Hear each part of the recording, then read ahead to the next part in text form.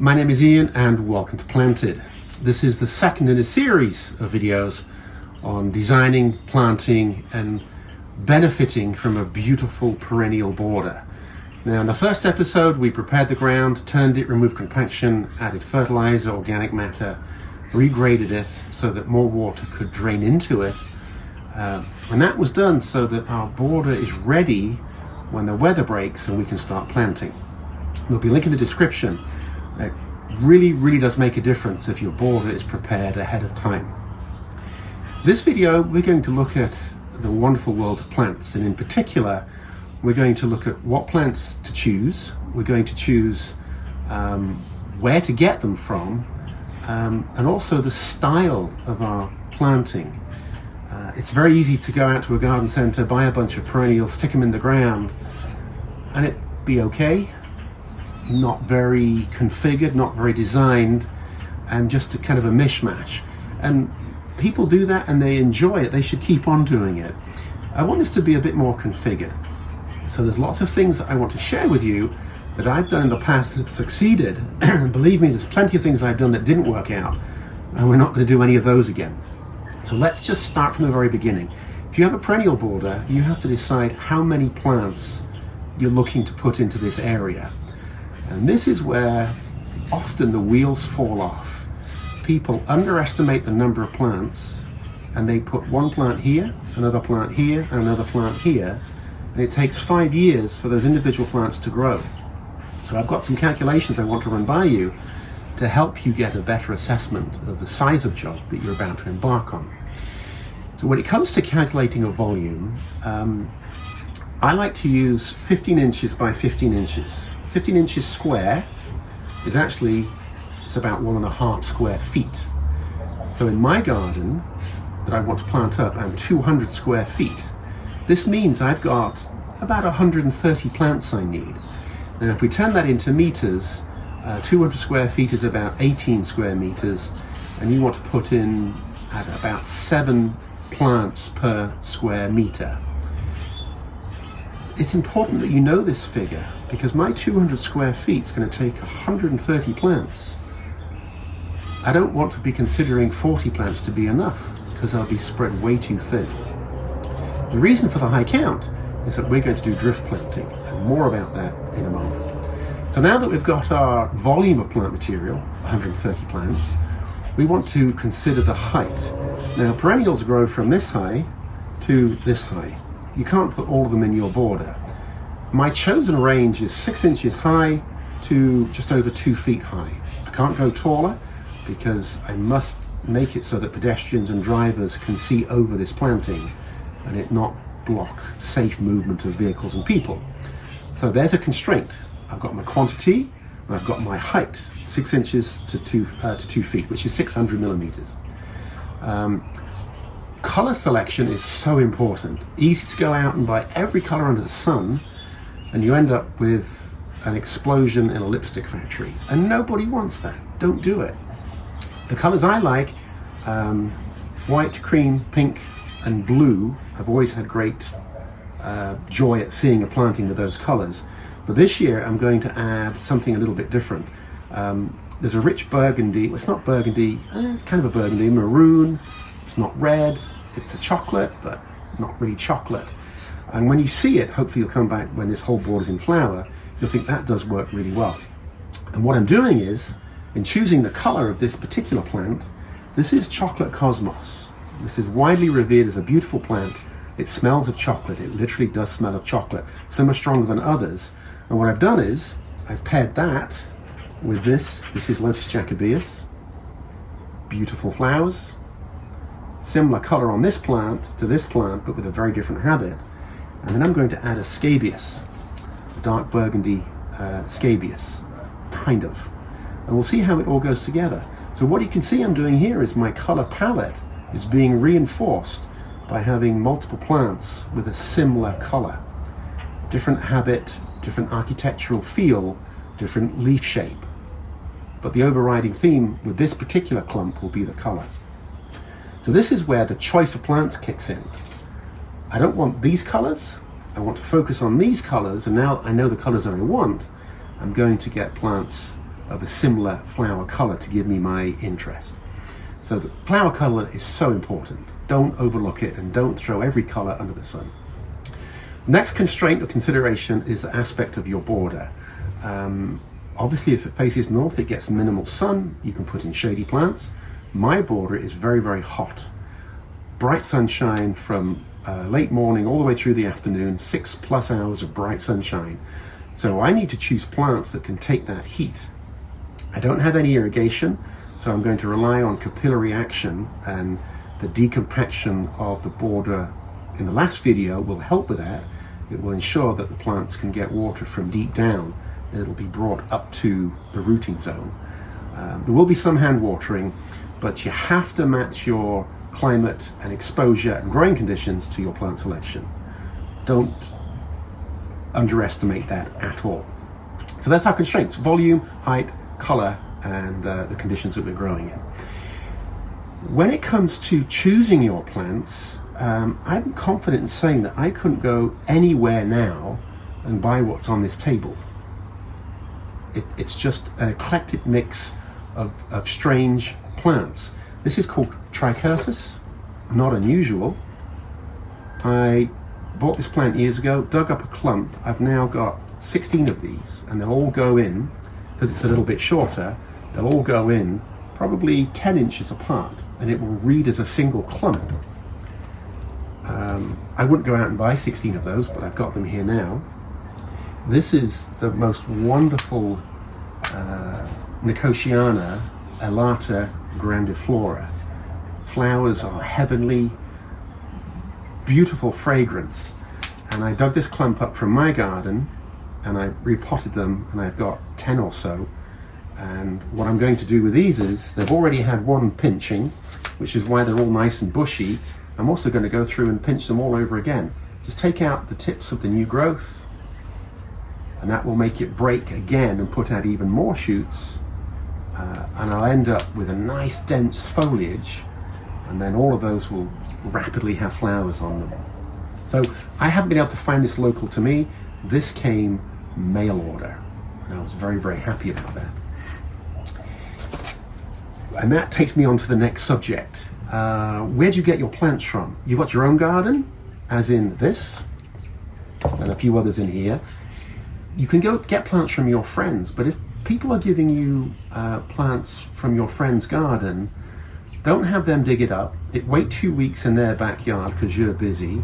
Then you go and pick it up and it's dried out. You still plant it, half of them die, and the rest suffer because they dried out.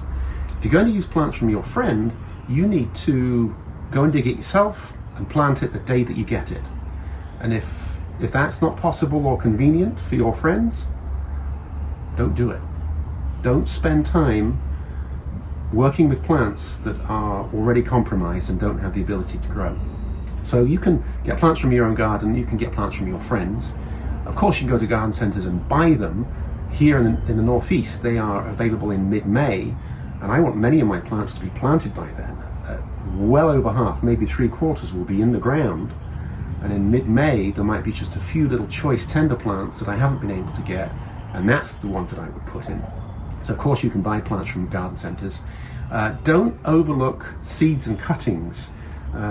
This is the chocolate that I bought as a root. I bought 10 of these for $70 as a bare root like a dahlia, and I potted it up myself. And in here I've got the same again. This is more chocolate cosmos. I bought a packet of seed for $5 and I've got 12 of them. And I'll do a direct comparison between seed grown and a clump that was bought from a root. We'll see which one performs better.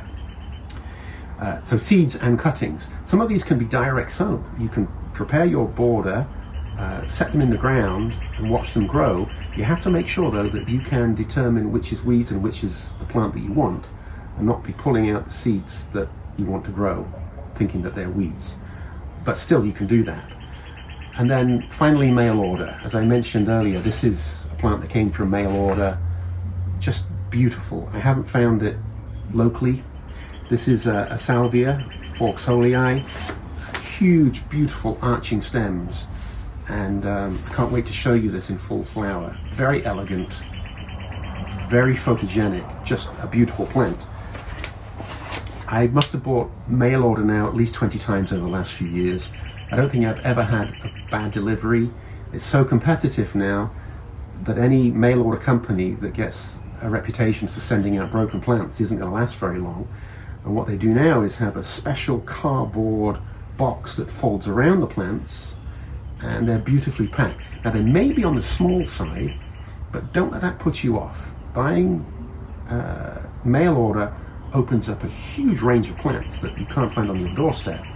Something worth having. And that is in fact where I got this from, the Lotus jacobaeus. This came from California. I wish somebody would grow it here. It's so beautiful.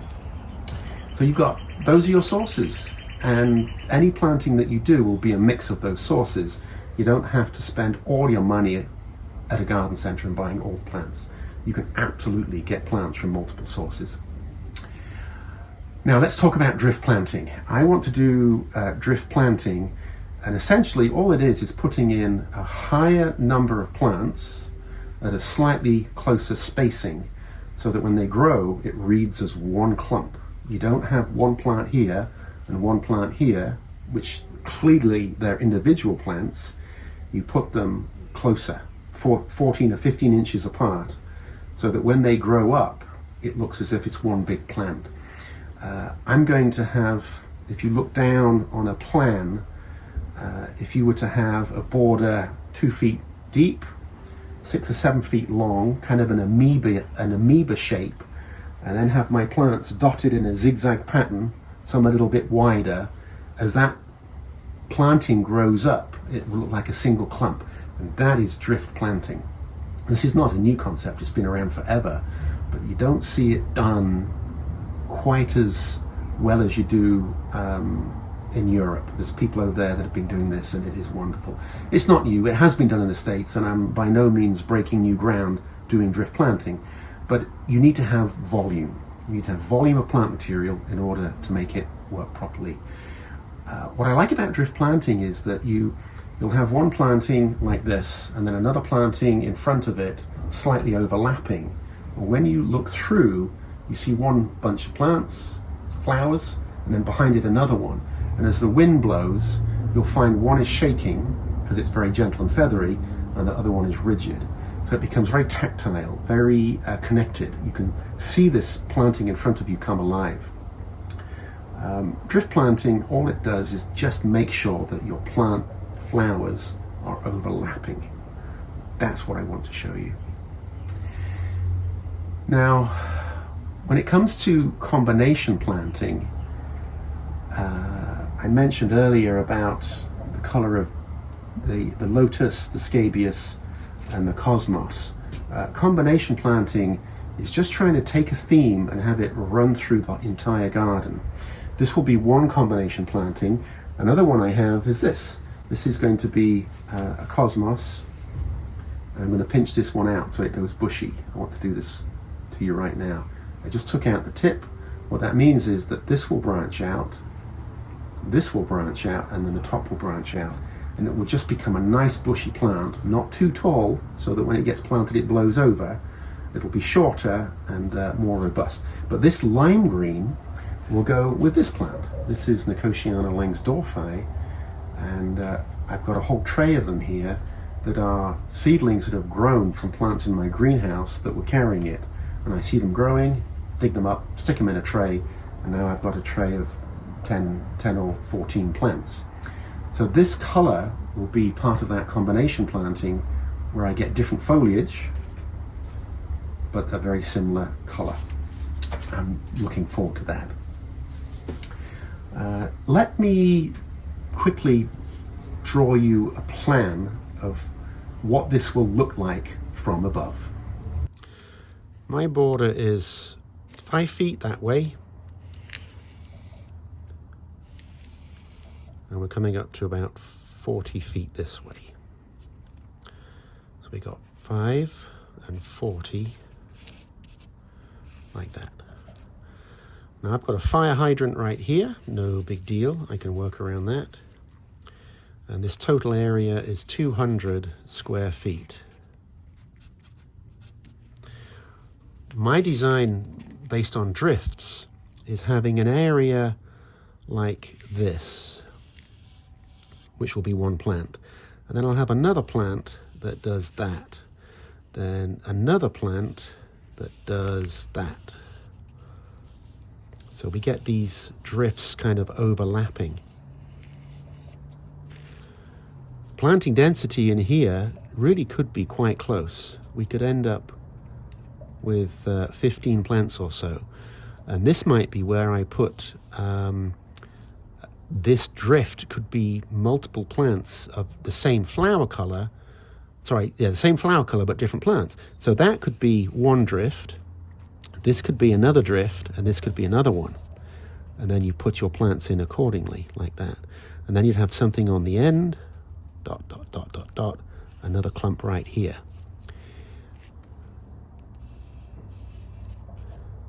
I expect that this dimension is going to be probably anywhere from 6 to 8 feet. What's that? 2 meters by 2.5 meters to 2.5 meters from there to there. And as my border is only 5 feet wide, this maximum would be 2.5 feet, which is easy to understand. The temptation is to have a border like this, and you put one plant there, one plant there, one plant there, something else, and they get dotted all over it, kind of the similar distance apart, and you end up with 40 plants with 10 plants in 4 varieties mixed. This is not the way to do it. Going out there with some lollipop sticks and some bits of string and starting to measure out these drift plantings really is the way to go. So, hope that helps.